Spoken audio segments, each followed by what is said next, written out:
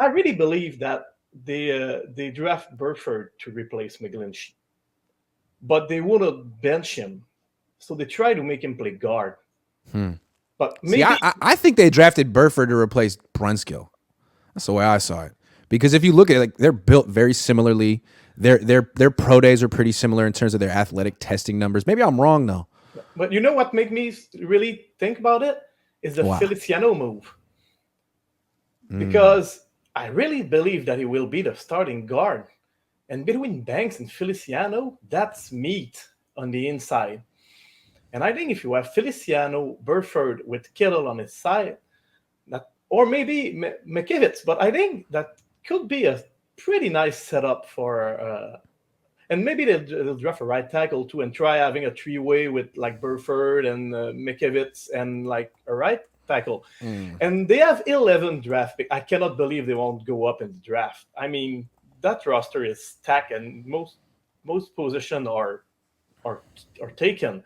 So they're gonna try to like get up in the draft and pick up someone probably a running back, but that's another thing.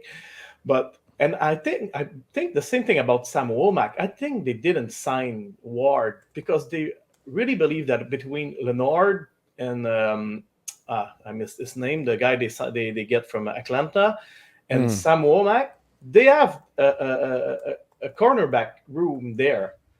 Mm-hmm. So I kind of don't really like the attitude of Kai Shanahan, or always like those caboting or managed trade ends. But in terms of, I don't know who's really taking those decisions on draft, but between Shanahan and Lynch, how they draft like late people and develop them, and like kind of not playing first year, but after that like be patient, and everything seems to work fine. I think they have a plan for all those players, that and maybe for Danny Gray too.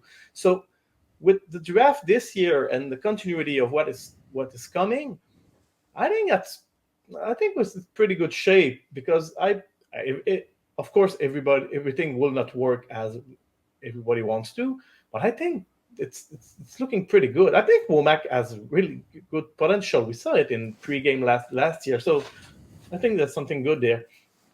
Well, that's interesting. I'm looking at the salaries right now. I think it's interesting. So John Feliciano, his cap number is 2.2 million this year with a guaranteed salary of 1.1. That is not insignificant. It's not necessarily what someone who's relegated to a backup role would be given. For example, Colton McKivitz, his cap number this season is 1.5 million. His guaranteed salary is 1.1, just like John Feliciano. Jake Brendel, his cap number this year 2.2 million, guaranteed salary $1 million. So it looks like John Feliciano, in terms of salary, is right there in line with the starting center and the starting right tackle.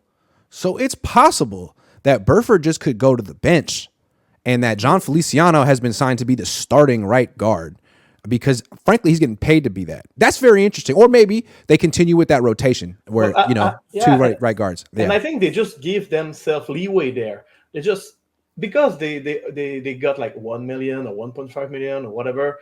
If Poe or Ezekiel or Burford or whatever, or someone they draft goes really well in the OTAs or in preseason, they can just say, okay, you're a start now. Because I don't care if I bench like Feliciano or if I bench McKivitz.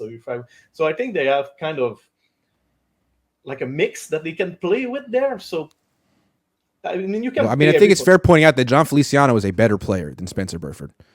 And I know people think, yeah, it was admirable. He was a rookie. He's going to get better. And I think he's a Maybe, tackle. I think Burford maybe. is. I think Burford is a tackle. I think All it. right. Remember when I told you that Slater was crazy good in that draft? It is not Slater, but I see something like really nimble, like feet and long, but still strong, not like McGlinchey and Burford. I don't think he's a guard. I think like playing in guard was really making disservice. I don't think he's built as a guard. I don't. He didn't play that much guard in college. I think if you want to see what you got with Spencer Burford, it's a tackle. So Well, I between, mean, he's between definitely got the foot speed to fit in the Niners' run game. He's a little bit shorter than they like their offensive tackles, but he's got the length. And he wasn't particularly good at guard, so it'd be interesting to see. Martin, I got to take some yeah, more calls. Thank you very yeah. much. No